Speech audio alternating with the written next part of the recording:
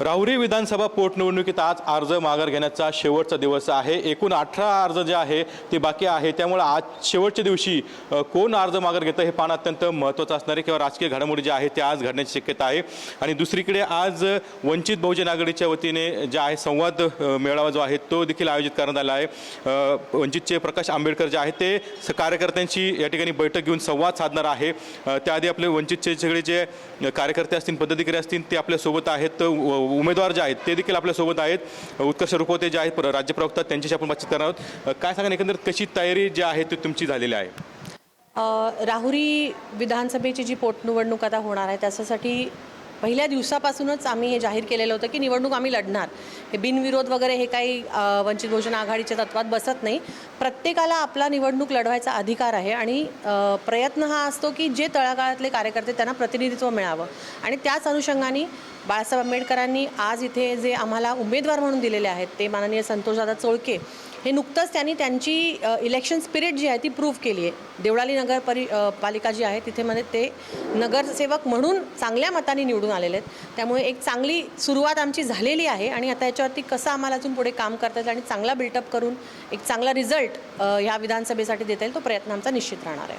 खरं तर ही पोटनिवडणूक आहे आणि कुठंतरी एक प्रयत्न सुरू आहे की ही बिनविरोध व्हावी, तर तशी काही तुम्हाला काही कोणी म्हणजे बोललं तसं काही की काय बिनविरोध करा किंवा काय? नाही, राज्याचे मुख्यमंत्र्यांनी आधीच हा अपील सगळ्यांना केलेला, पण कसं असतं बिनविरोध हे राजकीय पक्षांना, राजकीय कार्यकर्त्यांना इलेक्शन हे एकच माध्यम असतं की आपल्या लोकांना पुढे नेण्यासाठी, आणि बिनविरोधचा प्रश्न येतच नाही। कारण ह्या भागामधले इतके प्रश्न प्रलंबित आहे, जी दडपशाही या भागामध्ये इतक्या वर्षांपासून होती।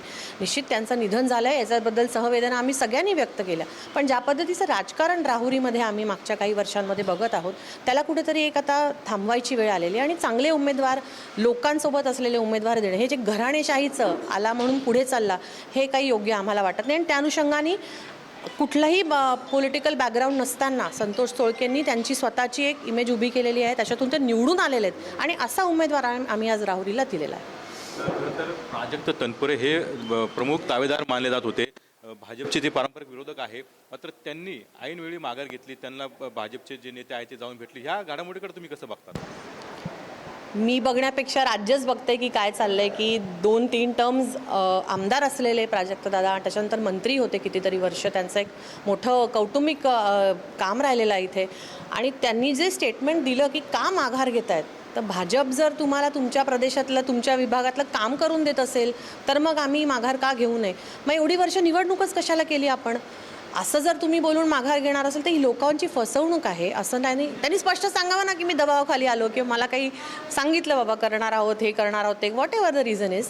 पण ह्या पद्धतीने जी माघार त्यांनी घेतली, मला वाटतं राहुरीच्या जनतेचा पण तो अपमान आहे। कारण इतकी वर्ष राहुरीच्या जनतेने त्यांच्या कुटुंबाला संधी दिलेली होती आणि त्यांच्याच असताना पण एवढी सगळी कामं जी प्रलंबित राहिलेली आहेत, जे स्थानिक प्रश्न त्याच्यावरती उमेदवार तर बोलतीलच, पण अशा पद्धतीची एक भूमिका घेऊन अशा लोकांनी हे करणं अतिशय चुकीचं आहे। मग त्यापेक्षा तर आमचे फाटके कार्यकर्ते परवडले की जे काही आहे ते खर्च करून आम्ही आमच्या पैशांनी का होईना निवडणूक लढवणार आणि आमचा जो राजकीय आणि जो संविधानिक अधिकार आहे तो आम्ही बजावणार।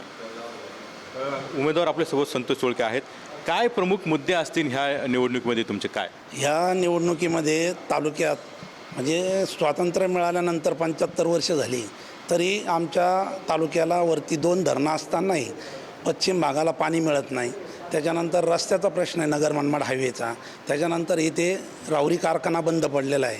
15 लाख ऊस टन इथं उत्पादित होत होता, आता ते ऊसाचं क्षेत्र घटलेलं आहे, त्यामुळं राहुरी बाजारपेठ शून्य पडलेली आहे। असे बरेचसे प्रश्न आहेत इथं तालुक्यामध्ये। हा शांतताप्रिय तालुका असतानाही या तालुक्यामध्ये आता ह्या राजकारण्याने जातीय हैदोस घातलेला आहे, वेगवेगळ्या जातीमध्ये भांडणं लावण्याचं काम चालू केलेलं आहे।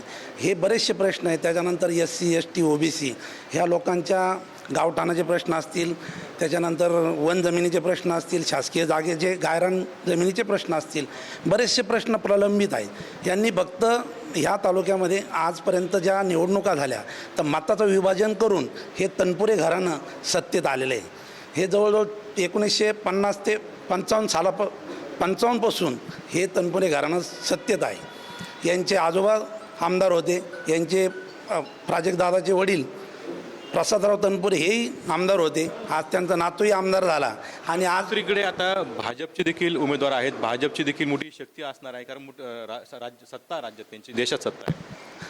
त्यांची जरी शक्ती असली तर आम्ही जनतेपुढं आमचे कामं घेऊन जाणार आहोत. आत्ताच मी देवळाली नगरपालिकेला माझ्या कामाच्या याच्यावरती जोरावरती मला कुठलाही 1 रुपया न लागता मी तिथं निवडून आलेलो आहे. तिथंही भाजपचा बालेकिल्ला आहे. त्यांनी खूप तिथे मोठ्या प्रमाणात आर्थिक गैरव्यवहार केला, परंतु जनतेनं त्यांना जुमानलेलं नाही.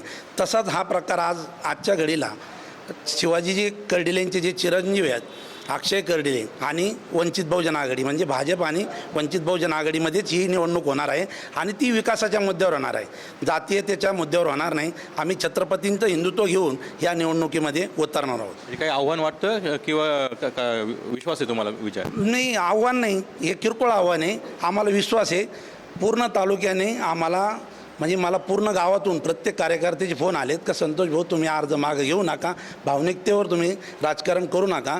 यांनी तालुक्यामध्ये विकासाचं काम सोडून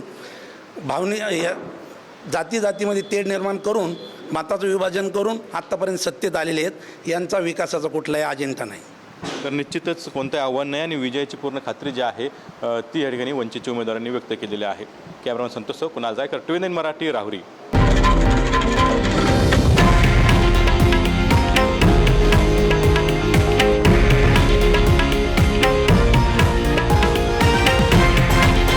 हे आहे देशातील नंबर 1 न्यूज नेटवर्क आणि आपण पाहत आहात TV9 मराठी, एकमेव.